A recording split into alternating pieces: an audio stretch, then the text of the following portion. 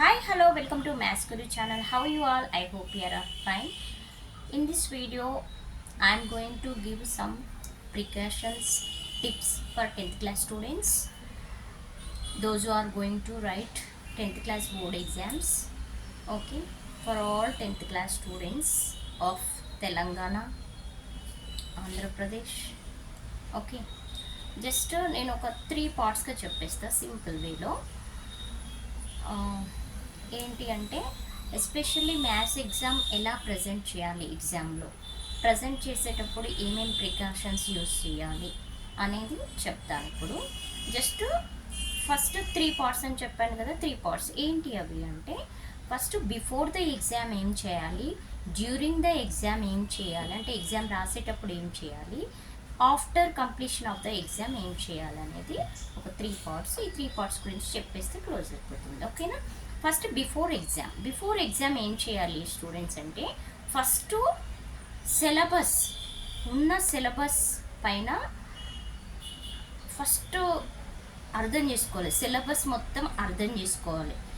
Understand the syllabus అంటే ఏంటి meaning? Understand the syllabus అంటే ఫస్ట్ ఇచ్చిన అన్ని టాపిక్స్లో ఏ టాపిక్స్కి అయితే ఏ చాప్టర్స్కి అయితే ఎక్కువ వెయిటేజ్ ఉందో, ఎక్కువ మార్క్స్ ఉన్నాయో ఆ ఎక్కువ మార్క్స్ ఉన్న చాప్టర్స్ని కొంచెం ఎక్కువ ప్రాక్టీస్ చేయాలి. You can more focus on that chapters. ఓకేనా? That is the first thing. Next you can time management is very important for 10th class board exams. Okay, yes or no? Time management what is that? First before the exam అని చెప్పాను కదా, ఇవి first ఒక 2-3 days exams ఉన్నాయనగా first మీరు ఒక 2 days ఒక 2 model papers రాయండి. టైంలో ఇన్ టైం ఒక టైం పెట్టుకొని ఆ 2 మోడల్ పేపర్స్, ఒకరోజు ఒక మోడల్ పేపర్, ఇంకొక రోజు ఇంకొక మోడల్ పేపర్, మీరు ఇన్ టైంలో ఆ పేపర్ మొత్తం రాయగలుగుతున్నారా లేదా అనేది ఒక్కసారి చెక్ చేసుకోండి. అది టైం మేనేజ్మెంట్. ఓకేనా? సో అది మీకు తెలుస్తుంది, మీరు ఇన్ టైంలో రాస్తున్నారా లేదా. ఇంకా రాయలేకపోతే ఇంకా స్పీడ్ ఆఫ్ రైటింగ్ అనేది మీరు ఇంప్రూవ్ ఎలా చేసుకోవాలి అనేది మీకు అర్థమైపోతుంది అనమాట. ఓకేనా? Next formula revision. సో మీరు బిఫోర్ ఎగ్జామ్ కాబట్టి ఫార్ములాస్ అన్నీ ఒకసారి ప్రాక్టీస్ చేయాలి, రివైజ్ చేసుకోవాలి. ఓకేనా? ఇది మీరు బిఫోర్ ఎగ్జామ్ చేయాల్సిన వర్క్. మరి డ్యూరింగ్ ద ఎగ్జామ్ ఏం చేయాలి? అంటే ఫస్ట్ ఎగ్జామ్ హాల్లోకి వెళ్ళి కూర్చున్నాక కొంచెం మీకు టైం ఉంటుంది. Yes or no? ఫస్ట్ ఉన్న టైంలో ఏం చేయండి అంటే వాటర్ కొంచెం తాగండి. ఓకేనా? అంటే హరిబరిగా ఎగ్జామ్ హాల్కి వస్తారు కదా, సో అలా హరిబరిగా ఉన్నప్పుడు ఏమో టెన్స్ ఫీల్ అవుతూ ఉంటారు కొంతమంది స్టూడెంట్స్, మ్యాథ్స్ ఎగ్జామ్ కదా. సో కూల్గా కూర్చొనేసి కొంచెం వాటర్ తాగండి. తాగాక కొంచెం ఒక 5 minutes ఐస్ క్లోజ్ చేసుకొని కొంచెం మెడిటేషన్ లాగా కూర్చొని ఉండండి. ఎందుకంటే కొంతమంది స్టూడెంట్స్ ఏం చేస్తారంటే పీస్ఫుల్ మైండ్తో ఉండకుండా జస్ట్ హరిబరిగా వచ్చి కూర్చుంటారు ఎగ్జామ్ హాల్లో. కూర్చొని పక్క వాళ్ళతో మాట్లాడడం కానీ, అంటే ఇన్విజిలేటర్ వచ్చి పేపర్స్ ఇచ్చేలోపు ఏం చేస్తారంటే పక్క వాళ్ళతో మాట్లాడడం కానీ అలా చేస్తూ ఉంటారు. So avoid that thing. First మీరు రాగానే కొంచెం వాటర్ తాగి కూర్చొనేసి పీస్ఫుల్ మైండ్తో ఉండండి. కొంచెం మెడిటేషన్ లాగా ఒక 5 minutes 2 minutes just close your eyes చేసుకొని పీస్ఫుల్గా ఉండండి. తర్వాత ఏం చేయండి అంటే క్వశ్చన్ పేపర్ బుక్లెట్స్ అవన్నీ ఇచ్చేలోపు ఏం చేయండి అంటే జస్ట్ కళ్ళు మూసుకున్న తర్వాత ఒక్క 1 minute పీస్ఫుల్ మైండ్తో ఉండండి. తర్వాత ఏం చేయండి అంటే టాపిక్ వైజ్ మీకు ఇండెక్స్ పేజ్ గుర్తు రావాలి. టాపిక్ వైజ్ ఫార్ములాస్ ఏమున్నాయి, ఆ టాపిక్లో ఇంపార్టెంట్ ఏంటి, ఫార్ములాస్ ఏమున్నాయి, అలా ఒక్కసారి మీరు టాపిక్ వైజ్ చాప్టర్ వైజ్ ఒక్కసారి ఫార్ములాస్ అవన్నీ రివైజ్ చేసుకోండి మైండ్లో. సో అన్నీ మీకు రివైజ్ వస్తున్నాయా, గుర్తొస్తున్నాయా లేదా అనేది తెలుస్తుంది. ఓకేనా? తర్వాత ఎగ్జామ్ పేపర్ ఇస్తారు కదా, మీ క్వశ్చన్ పేపర్ బుక్లెట్స్ అవన్నీ ఇస్తారు. సో ఫస్ట్ క్వశ్చన్ పేపర్లో మీరు క్వశ్చన్ బాగా అర్థం చేసుకోండి. First read the question carefully and understand. ఏంటి మీనింగ్, ఫస్ట్ ఇచ్చిన క్వశ్చన్ మంచిగా చదవండి. చదివి ఆ క్వశ్చన్లో ఏమి ఇచ్చారు, మనం ఏం ఫైండ్ అవుట్ చేయాలి అనేది ఫస్ట్ రాయండి.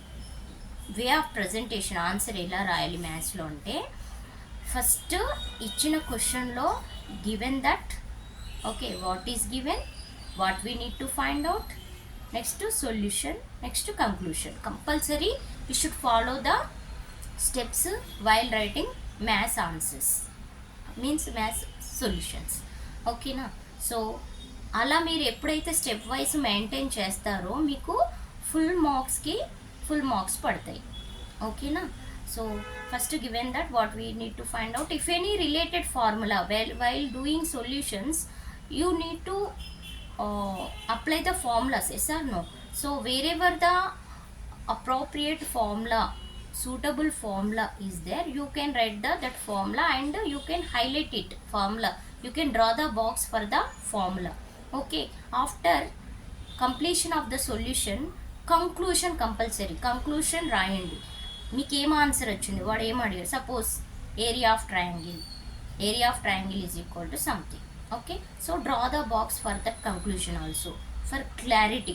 సో ఇన్విజిలేటర్కి ఈజీగా అర్థమైపోతుంది.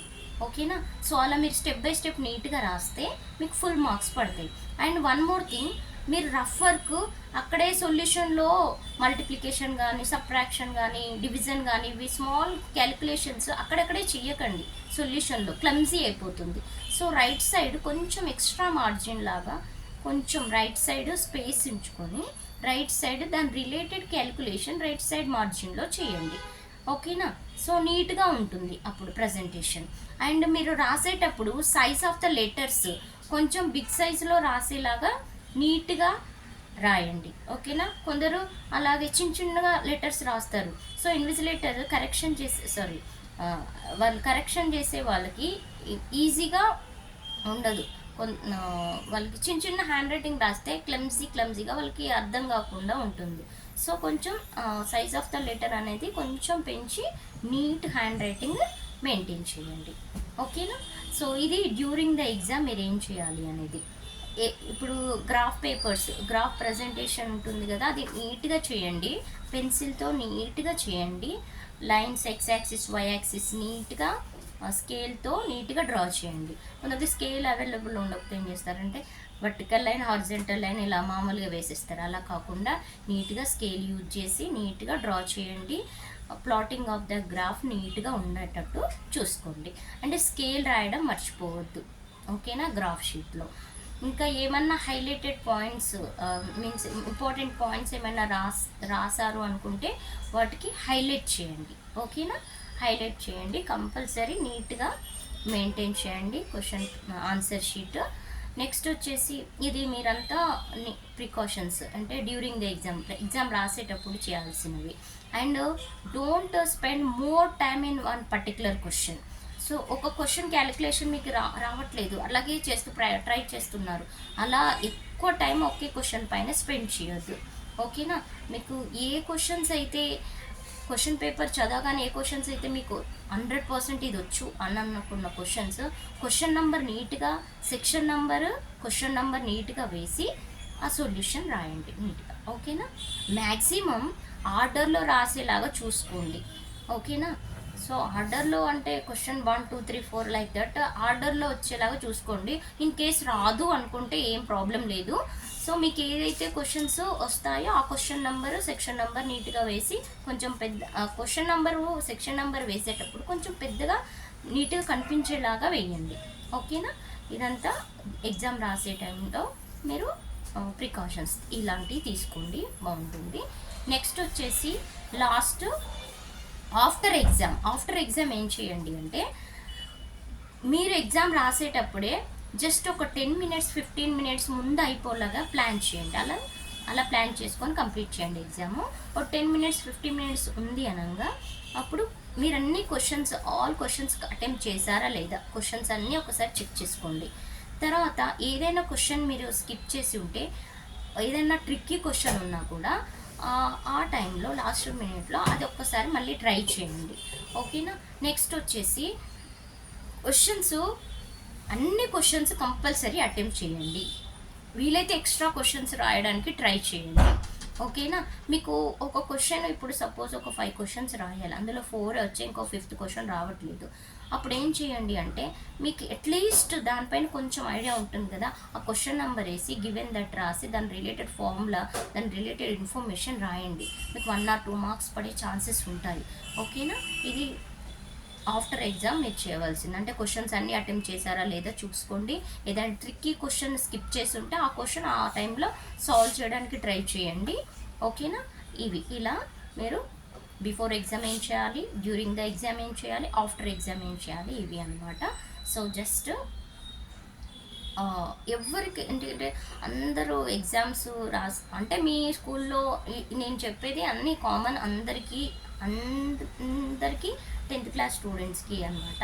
ఏపీ తెలంగాణ గవర్నమెంట్ స్టూడెంట్స్ కానీ, ప్రైవేట్ స్టూడెంట్స్, స్కూల్ స్టూడెంట్స్ కానీ, ఏ స్టూడెంట్స్ అయినా అందరు స్టూడెంట్స్కి కామన్గా చెప్తున్నాను. జస్ట్ ఈ ఇన్ఫర్మేషన్ కనీసం ఒక్కరికైనా యూజ్ అవుతుంది అనే ఉద్దేశంతో చెప్తున్నాను. అంటే మీ స్కూల్స్లో మీకు చెప్పొచ్చు, మీ టీచర్స్, మీ సార్ వాళ్ళు, ఇంకా మోటివేషన్ క్లాసెస్ అన్నీ చెప్పుండొచ్చు. But as my responsibility as a maths teacher నాకు తెలిసినవి జస్ట్ మీకు షేర్ చేస్తున్నాను. ఓకేనా?